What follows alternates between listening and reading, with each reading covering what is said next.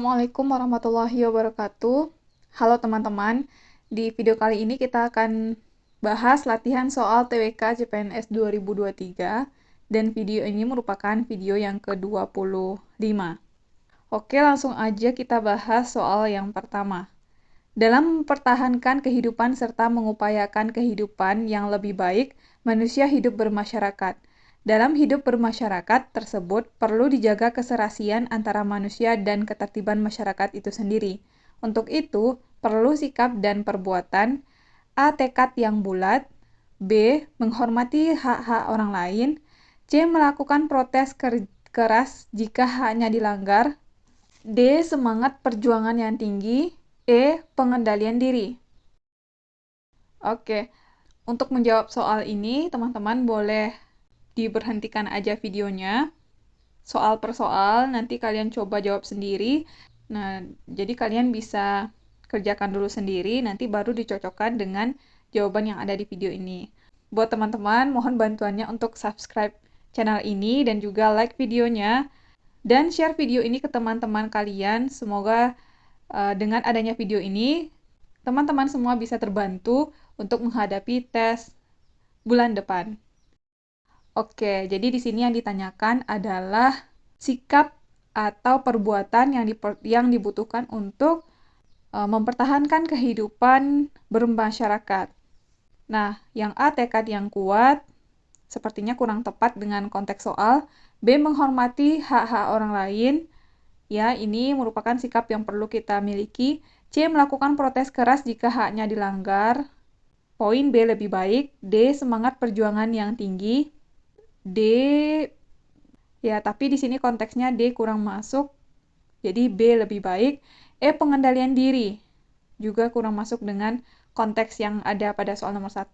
Jadi, soal nomor 1 jawabannya adalah pilihan B, yaitu menghormati hak-hak orang lain, sehingga nantinya kehidupan dalam bermasyarakat menjadi terjaga ketertiban antar masyarakat. Lanjut soal nomor 2. Hak untuk ikut berperan serta dalam bidang pemerintahan, hak untuk memilih dan dipilih dalam pemilihan umum, hak untuk mendirikan partai politik termasuk dalam hak-hak warga negara dalam bidang A. Budaya, B. Hukum, C. Sosial, D. Ekonomi, E. Politik. Nah, sepertinya teman-teman udah tahu jawabannya karena ini soalnya tergolong mudah. Karena di sini dipaparkan hak dalam bidang pemerintahan, yaitu memilih dan dipilih dalam pemilu, mendirikan partai politik, dan ini sudah jelas merupakan hak di bidang politik. Jadi soal nomor 2, jawabannya adalah E, politik. Lanjut soal nomor 3. Lagu Kebangsaan Indonesia Raya yang dikenalkan oleh W.R. Supratman pertama kali diperdengarkan untuk membangkitkan rasa nasionalisme pada saat A. Sumpah Pemuda, B. Rapat Organisasi Budi Utomo, C. Peristiwa Rengas Dengklok, D. Proklamasi Kemerdekaan, E. Sidang BPUPKI. Soal nomor 3 udah ada pembahasannya. Pada Kongres Pemuda II yang dilaksanakan selama 2 hari pada tanggal 27 hingga 28 Oktober tahun 1928, untuk pertama kalinya lagu Indonesia Raya ciptaan W.R. Supratman dikumandangkan, yang kemudian lagu ini digunakan sebagai lagu kebangsaan untuk Indonesia. Lagu Indonesia Raya dikumandangkan pada saat penutupan rapat pada acara Kongres Pemuda II. Lagu tersebut dimainkan tanpa lirik dan hanya menggunakan iringan biola saja. Hal tersebut dilakukan karena pada waktu itu Kongres Pemuda II diawasi oleh aparat kolonial Hindia Belanda yang melarang mengucapkan kata-kata yang mengandung unsur kemerdekaan. Kemudian dari hasil kongres tersebut akhirnya dihasilkan sebuah rumusan Sumpah Pemuda dengan Muhammad Yamin sebagai penulis teks Sumpah Pemuda. Lalu peristiwa lahirnya Sumpah Pemuda inilah yang kemudian diperingati sebagai Hari Sumpah Pemuda dan diperingati setiap tanggal 28 Oktober setiap tahunnya. Jadi, berdasarkan soal nomor 3, lagu Indonesia Raya yang dikenalkan oleh W.R. Supratman pertama kali diperdengarkan untuk membangkitkan rasa nasionalisme pada saat pilihan A, yaitu Sumpah Pemuda. Jadi soal nomor 3 jawabannya adalah A. Sumpah Pemuda. Lanjut soal nomor 4. Perekonomian disusun sebagai usaha bersama berdasarkan atas azas kekeluargaan. Hal ini tercantum dalam Undang-Undang Dasar 1945, A. Pasal 34 ayat 1, B. Pasal 32 ayat 1, C. Pasal 33 ayat 1, D. Pasal 31 ayat 1, E. Pasal 35 ayat 1. Nah, untuk tahu jawabannya, kita perlu tahu bunyi masing-masing pasal. Pasal 34 ayat 1 bunyinya adalah fakir miskin dan anak-anak terlantar dipelihara oleh negara. Pasal 32 ayat 1 bunyinya negara memajukan kebudayaan nasional di Indonesia di tengah peradaban dunia dengan menjamin kebebasan masyarakat dalam memelihara dan mengembangkan nilai-nilai budayanya. Pasal 33 ayat 1 bunyinya perekonomian disusun sebagai usaha bersama berdasar atas azas kekeluargaan. Jadi, pasal 33 ayat 1 sesuai dengan yang diminta di soal. Pasal 31 ayat 1, setiap warga negara berhak mendapat pendidikan. Pasal 35 ayat 1 bunyinya, bendera negara Indonesia ialah sang merah putih. Jadi, untuk soal nomor 4, perekonomian disusun sebagai usaha bersama berdasarkan atas kekeluargaan, merupakan atau tercantum dalam Undang-Undang Dasar Negara Republik Indonesia pada pasal 33 ayat 1. Jadi jawabannya adalah C. Lanjut soal nomor 5. Semangat nasionalisme dibangun oleh prinsip-prinsip yang salah satunya adalah kesatuan baik dalam kesatuan wilayah, bangsa, tanah air, maupun bahasa. Adapun konstruksi prinsip kesatuan dalam nasionalisme dibangun berdasarkan konsep A. Persamaan nasib dan sejarah, B. Cinta tanah air, C. Pancasila, D. Bhinneka Tunggal Ika, E. NKRI.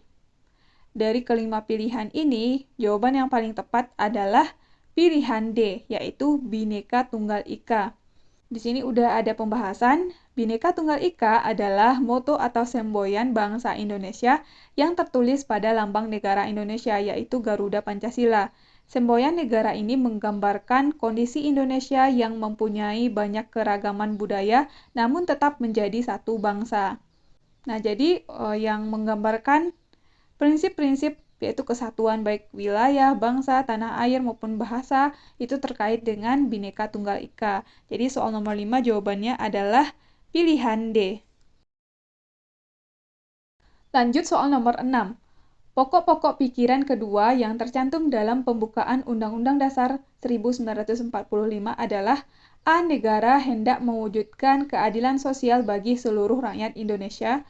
B. Negara berkedaulatan rakyat berdasarkan atas kerakyatan dan permusyawaratan atau perwakilan. C. Negara melindungi segenap bangsa Indonesia dan seluruh tumpah darah Indonesia. D. Negara wajib mencerdaskan kehidupan bangsa. E. Negara berdasarkan atas ketuhanan yang Maha Esa menurut dasar kemanusiaan yang adil dan beradab. Soal nomor 6 juga udah ada pembahasannya. Undang-Undang Dasar 1945 merupakan konstitusi tertinggi dalam konteks tata negara Republik Indonesia. Secara kontekstual, ada 4 pokok pikiran dalam pembukaan Undang-Undang Dasar 1945. Menurut buku Pendidikan Pancasila dan Kewarganegaraan yang ditulis oleh Edi Rohani, ada 4 pokok pikiran dalam pembukaan Undang-Undang Dasar 1945. Pokok pikiran pertama, negara melindungi segenap bangsa Indonesia dan seluruh tumpah darah Indonesia dengan berdasar atas persatuan. Pokok pikiran kedua, negara hendak mewujudkan keadilan sosial bagi seluruh rakyat Indonesia. Pokok pikiran ketiga, negara yang berkedaulatan rakyat berdasar atas kerakyatan dan permusyawaratan atau perwakilan. Pokok pikiran keempat, negara berdasar atas ketuhanan yang Maha Esa menurut dasar kemanusiaan yang adil dan beradab. Jadi, soal nomor 6, karena yang ditanyakan adalah pokok pikiran kedua, maka jawabannya pilihan A, yaitu negara hendak mewujudkan keadilan sosial bagi seluruh rakyat Indonesia. Lanjut soal nomor 7. Memberikan bantuan jika ada teman bermain yang kesusahan merupakan pengamalan Pancasila. A. Sila kedua, B. Ketiga, C. Ke-1 atau pertama, D. Keempat, E. Kelima. Soal nomor 7 juga udah ada pembahasannya. Nah, pasti kita kalau bantu atau menolong teman atau memberikan bantuan yang kita bimbang atau dilema adalah memilih sila kedua atau sila kelima. Karena ketuhanan yang Maha Esa jelas ini bukan. Sila kedua, kemanusiaan yang adil dan beradab, ini bisa jadi kita ragu di sini. Sedangkan sila ketiga, persatuan Indonesia juga jelas bukan. Kerakyatan yang dipimpin oleh hikmat kebijaksanaan juga jelas bukan. Jadi kita pasti ragu antara keadilan sosial atau kemanusiaan yang adil dan beradab. Kita ragu antara sila kedua atau sila kelima kalau kita membantu teman. Ini udah ada pembahasannya. Nah, sila kedua bunyinya adalah kemanusiaan yang adil dan beradab. Makna di dalam sila ini adalah bangsa Indonesia menjunjung tinggi nilai kemanusiaan bagi seluruh masyarakatnya. Nilai yang terkandung dalam sila ini yakni masyarakat Indonesia harus mengakui persamaan derajat, hak, kewajiban, azazi setiap manusia tanpa membedakan suku, keturunan, agama, kepercayaan, jenis kelamin, kedudukan sosial, warna kulit, dan lainnya. Masyarakat Indonesia juga harus saling tenggang rasa, tidak semena-mena, berani membela kebenaran dan keadilan, dan saling menghormati satu sama lain. Sedangkan dalam sila kelima, terkandung nilai-nilai berupa gotong royong, kekeluargaan, saling menghormati hak dan kewajiban masing-masing, suka menolong, tidak menggunakan hak dan kewajiban untuk merugikan orang lain, dan saling menghargai. Contoh dari pengamalan sila kelima yaitu bersikap adil kepada sesama teman, tanpa membedakan agama, suku, dan lainnya, menghargai hasil karya orang lain, dan memberikan bantuan kepada teman yang sedang membutuhkan. Jadi berdasarkan soal nomor 7, karena di sini kita memberikan bantuan kepada teman bermain yang sedang kesusahan, berarti ini merupakan pengamalan sila kelima. Jadi jawabannya adalah pilihan E. Lanjut soal nomor 8. Pada saat ini kita sering mendengar atau melihat berita tentang terjadinya perselisihan antar warga kampung yang disebabkan oleh hal-hal sepele. Akan tetapi hal tersebut apabila dibiarkan dapat mengancam persatuan dan kesatuan Indonesia. Kejadian tersebut tidak jarang mengakibatkan jatuhnya korban jiwa. Kasus tersebut sebenarnya dapat dihindari apabila seluruh anggota masyarakat menampilkan sikap yang sesuai dengan ketentuan hukum yang berlaku. Di antaranya adalah A. Saling menghargai dan menghormati dengan warga yang tinggal di sekitar rumah. B. Berperan aktif dalam kegiatan pengamanan di lingkungan sekitar tempat tinggal. C. Bersikap terbuka terhadap perubahan dan pemikiran orang lain yang berbeda. D. Menghargai perbedaan pendapat dengan orang lain ketika bermusyawarah. E. Saling menghormati dan bersikap toleran terhadap perbedaan yang terjadi. Oke, jadi soal nomor 8 adalah terjadinya perselisihan antar warga kampung yang disebabkan oleh hal-hal sepele yang mengancam persatuan dan kesatuan. Untuk menghindari hal tersebut, maka seluruh anggota masyarakat harus memiliki sikap yang bagaimana? A. Saling menghargai dan menghormati dengan warga yang tinggal di sekitar rumah. Ini kurang tepat karena kita tidak hanya perlu saling menghargai dan menghormati dengan warga yang tinggal di sekitar rumah, tetapi dengan semua warga. Jadi A kurang tepat. B. Berperan aktif dalam kegiatan pengamanan di lingkungan sekitar tempat tinggal. Pengamanan seharusnya kita tidak hanya di lingkungan sekitar tempat tinggal, tetapi dimanapun kita berada. C. Bersikap terbuka terhadap perubahan dan pemikiran orang lain yang berbeda. Nah, di antara kedua pilihan sebelumnya, pilihan C lebih baik. D. Menghargai perbedaan pendapat dengan orang lain ketika bermusyawarah. Nah, untuk menghargai perbedaan pendapat, kita tidak hanya perlu dilakukan ketika kita bermusyawarah, namun di semua keadaan kita harus menghargai perbedaan pendapat. E. Saling menghormati dan bersikap toleran terhadap perbedaan yang terjadi. Nah, ini E hampir mirip dengan pilihan C, tetapi pilihan C lebih baik. Mengerti akan pemikiran orang lain yang berbeda. Jadi soal nomor 8 jawabannya adalah C. Bersikap terbuka terhadap perubahan dan pemikiran orang lain yang berbeda. Lanjut soal nomor 9. Memiliki kemampuan memahami dan mengidentifikasi bentuk-bentuk ancaman di lingkungan masing-masing sehingga dianggap siap tanggap dan lapor dini setiap ada kegiatan yang merugikan dan mengganggu keamanan masyarakat di lingkungannya merupakan cerminan dalam sikap dan perilaku nilai dasar bela negara, yaitu A. Kecintaan terhadap tanah air, B. Kesadaran berbangsa dan bernegara, C. Rela berkorban untuk bangsa dan negara. D. Memiliki kemampuan bela negara baik secara psikis maupun fisik. E. Semangat mewujudkan negara yang berdaulat, adil, dan makmur.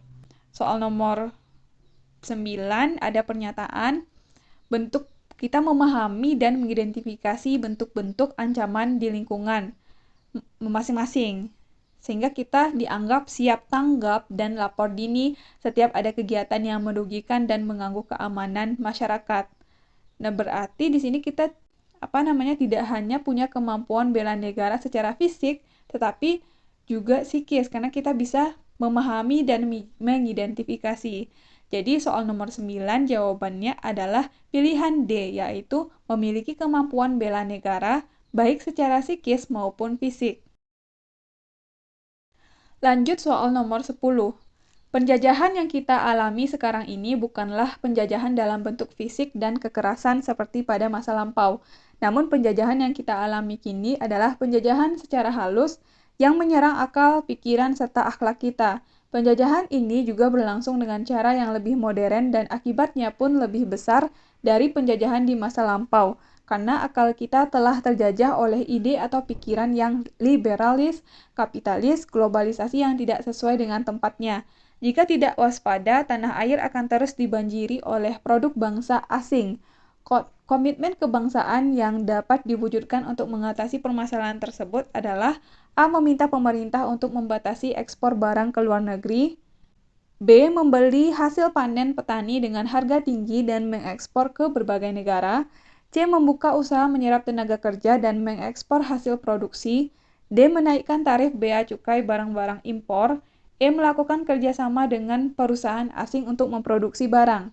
Kasus nomor 10 adalah sebenarnya kalimat di atasnya merupakan pengantar saja, tetapi intinya adalah jika kita tidak waspada, maka negara kita akan terus dibanjiri oleh produk bangsa asing. Nah, untuk mengatasi hal tersebut, apa yang dilakukan? Dari kelima pilihan ini, yang bisa kita lakukan adalah dengan menaikkan tarif bea cukai barang-barang impor, atau kita menaikkan tarif atau pajak terhadap barang-barang tersebut, sehingga nantinya barang-barang tersebut bisa berkurang, barang-barang impor bisa lebih berkurang ketika masuk ke Indonesia. Jadi, soal nomor 10 jawabannya adalah pilihan D, yaitu menaikkan tarif bea cukai barang-barang impor.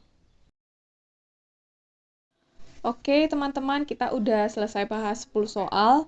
Mudah-mudahan video ini bermanfaat untuk teman-teman semuanya. Terima kasih buat yang udah nonton video ini. Sampai ketemu lagi di video selanjutnya.